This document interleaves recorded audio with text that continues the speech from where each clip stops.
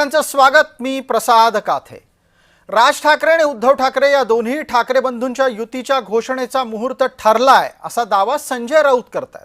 दरम्यान मनसेने या संपूर्ण भूमिकेबाबतीत अद्याप कुठलीही अधिकृत भूमिका सांगितलेली नाही, घेतलेली नाही। संजय राऊत यांनी कोणत्या मुद्द्यांच्या आधारे हा विषय मांडलाय तोही आपण पाहतोय। दरम्यान टीव्ही स्क्रीनच्या एका बाजूला तुम्हाला संजय राऊत यांनी केलेली समाज माध्यमातली पोस्ट दिसतेय। उद्धव ठाकरे यांच्या वाढदिवशी राज ठाकरे यांनी एक भला मोठा गुलाबाचा गुच्छ त्यांना दिला तेव्हाचा हा फोटो आहे। त्या फोटोचा आधार घेत उद्या 12 वाजता इतकंच संजय राऊत म्हणाले। आता उद्या दुपारी 12 वाजता का उद्या रात्री 12 वाजता हे योग्य वेळेला राऊत सांगतील अशी अपेक्षा आहे।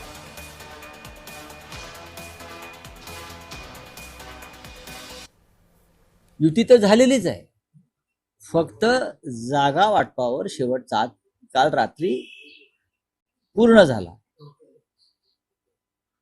आता राज आणि उद्धवजी यांनी एकत्र येऊन या संदर्भात जो काय जागा वाटपाचा फॉर्म्युला किंवा इतर काही गोष्टी आहेत त्या संदर्भात त्यांना घोषणा करणं तेवढं बाकी आहे। आता ती आज करायची संध्याकाळी की उद्या याच्यावर आम्ही आता निर्णय घेऊ।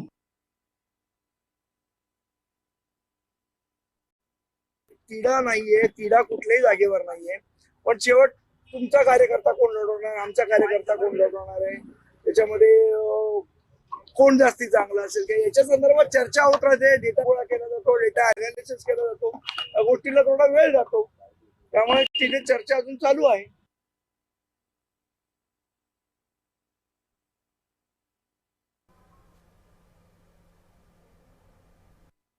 ठाकरे बंधूंच्या युतीचा अखेर मुहूर्त लागला आहे आणि उद्या 12 वाजता दोन्ही बंधू जे आहेत ते एकत्रित महाराष्ट्राला संबोधित करणार आणि या संदर्भात आपल्यासोबत बोलण्यासाठी मनसेचे नेते यशवंत किल्लेदार सर आहेत। सर, काय सांगाल? एकूणच आता अखेर मुहूर्त ठरला आहे। उद्या 12 वाजता संजय राऊत यांनी ट्विट केलं 12 वाजता उद्या एकत्रित युती जी आहे ते जाहीर होणार आहे। काय तुमची पहिली प्रतिक्रिया? राऊत साहेबांनी ट्विट केलं म्हणजे नक्कीच खरं असणार। एक जबाबदार व्यक्ती ट्विट करते म्हणजे ते नक्कीच ऑथेंटिक असणार आणि दोन्ही पक्ष म्हणण्यापेक्षा दोन बंधू एकत्र येत आहेत युतीच्या माध्यमातून यासारखी दुसरी आनंददायी गोष्ट नाही आहे आणि दोन्ही पक्षाच्या कार्यकर्त्यांना हा सुखावणारा क्षण असेल।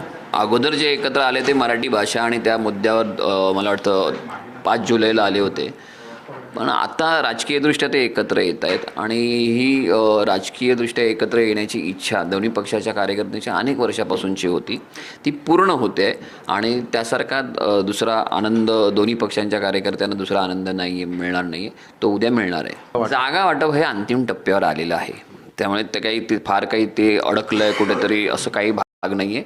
काही 2-3 जाग्याचा विषय असेल ते दोघं बंधू एकत्र येऊन सोडवतील आणि युती होते तेव्हा जागा वाटपाचं सूत्र जाहीर करायला पाहिजे असं काही नाही आहे, कारण ह्या अगोदर अनेक युती आघाड्या ज्या झालेल्या आहेत त्या अगोदर युती आघाडीची घोषणा झाली आणि नंतर जागा वाटपाचा फॉर्म्युला डिक्लेअर झालेला आहे। कदाचित तो नंतरही होऊ शकतो किंवा एकत्र होऊ शकतो। संतोष बोराडेसह मी जय पवार, जय महाराष्ट्र न्यूज, मुंबई।